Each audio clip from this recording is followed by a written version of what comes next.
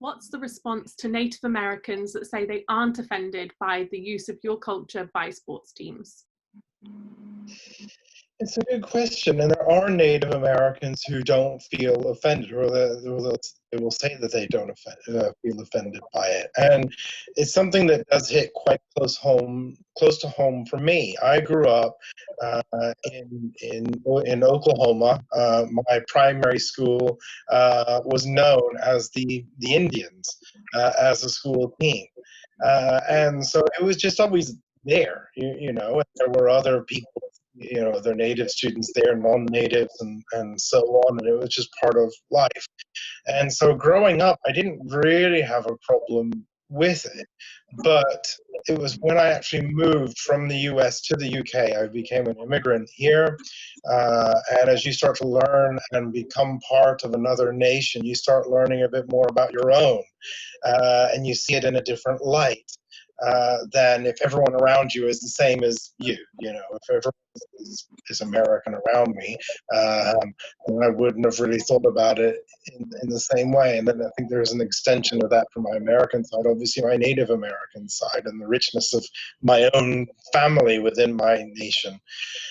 And so I was thinking around that, and you know, the hard part of that is that I look back, and it goes back into, well, why did it take me until I actually moved to the UK, and really after my father died about 10 years ago, suddenly, for me to actually start saying, wait a minute, there's a lot that I actually don't know about. And I think a lot of that actually, or a lot of it, but a good amount of it comes from that simple part of, well, this is what an Indian is, this is what they look like, this is what they do, and it just wasn't something that I connected to, you know, the headdress and things, that wasn't part of my own tribal culture, as anyway, and so it just wasn't something that I could really connect to. It was really after I had moved across, and then started to learn more, and also again being an immigrant myself, and then naturalizing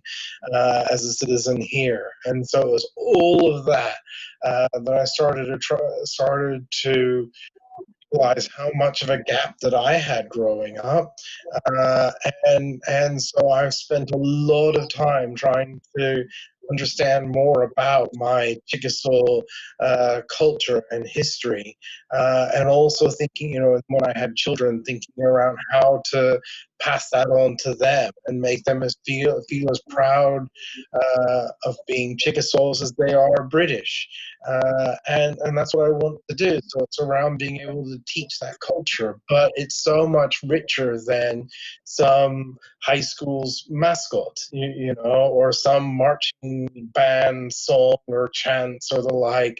It is so infinitely richer than that, and so I think that there's an extent that maybe some of I guess I would ask those, my fellow natives who aren't so bothered, maybe to think a bit more about that, or at the least to recognize that actually there are a lot of native peoples who are, who do take offense to this, and it does affect them consciously, and probably most dangerously, unconsciously. So that's what I would say back to them. So I think a lot of natives who support these mascots, I think there's this type of, we've been so marginalized socially that we're practically invisible.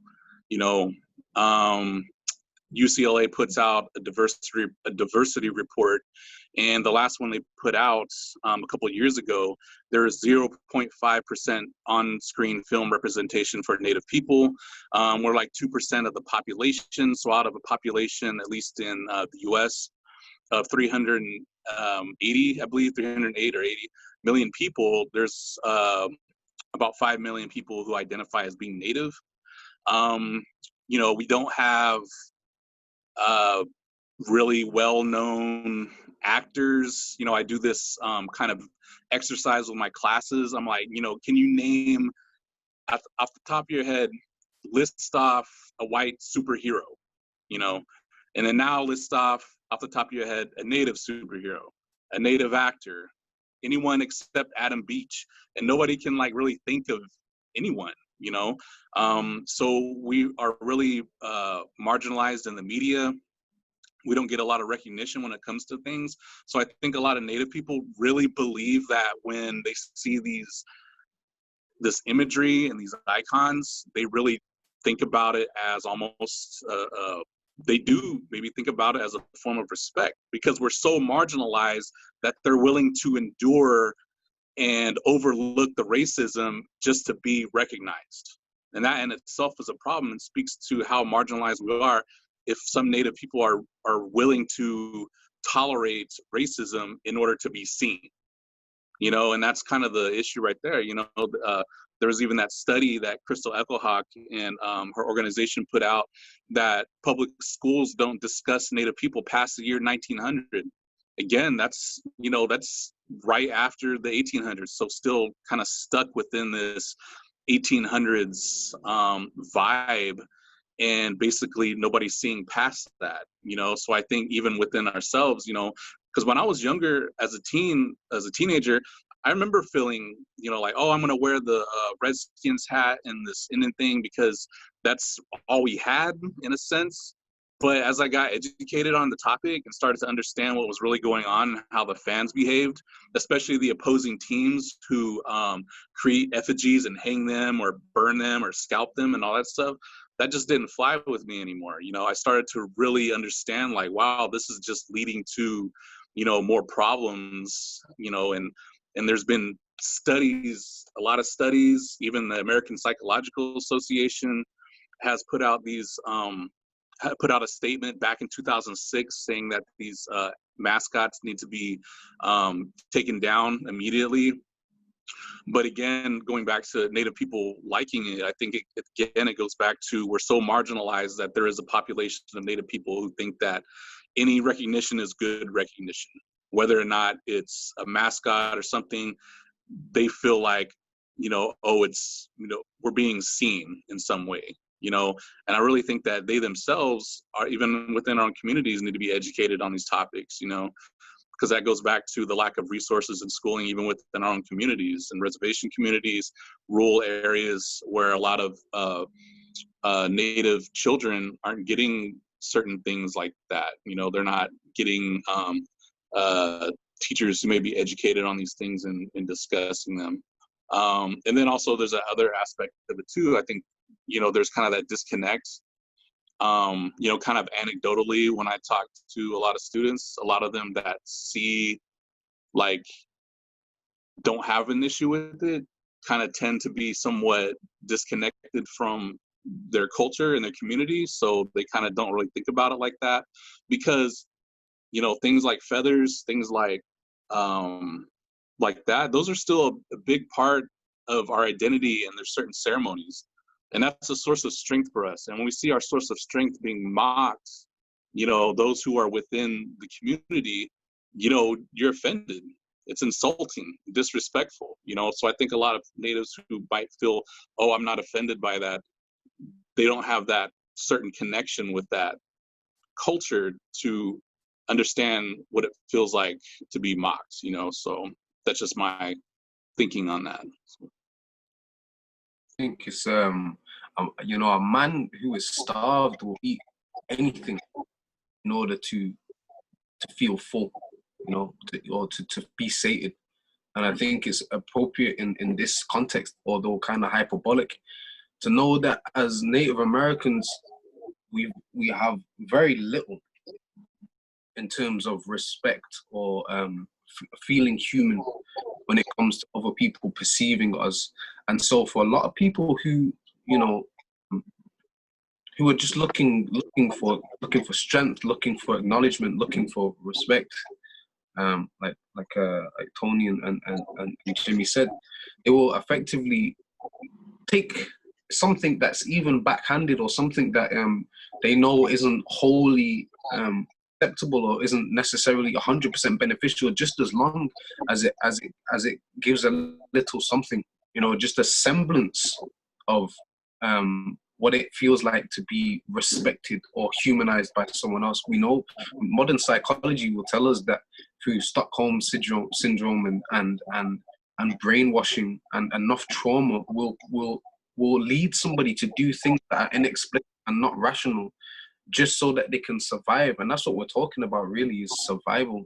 Wherever you want to look at, you know, like Chris said, suicide rates are high, murder rates are high, rape rates are high, sky high for the concerned percentage of population that we have.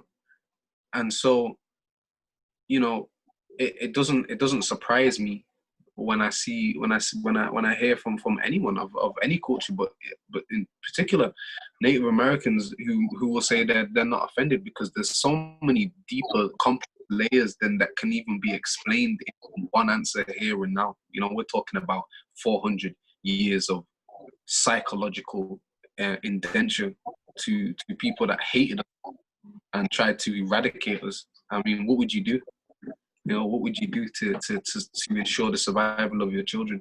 There is no, I don't think there's any limit to what you would do to ensure the survival of your children and your people.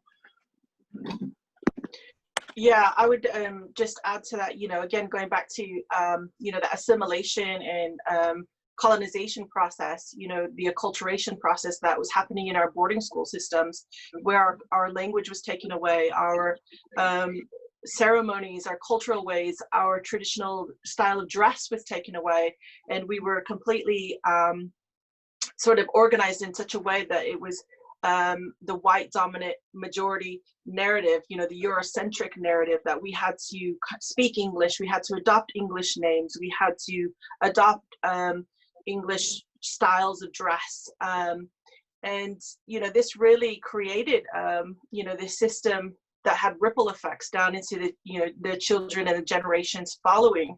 And so there's a lot of people, I think, with Indigenous identity that kind of struggle and have that disconnect. And so, as Jimmy was saying, media is what's informing a lot of people, and that's why symbols and imagery are so powerful, because that's informing for many who don't have those cultural connections, what Native is, or what it means to be Native. And there's this kind of confusion that happens, and you know, it really does come down to that level of colonization and, you know, disconnect.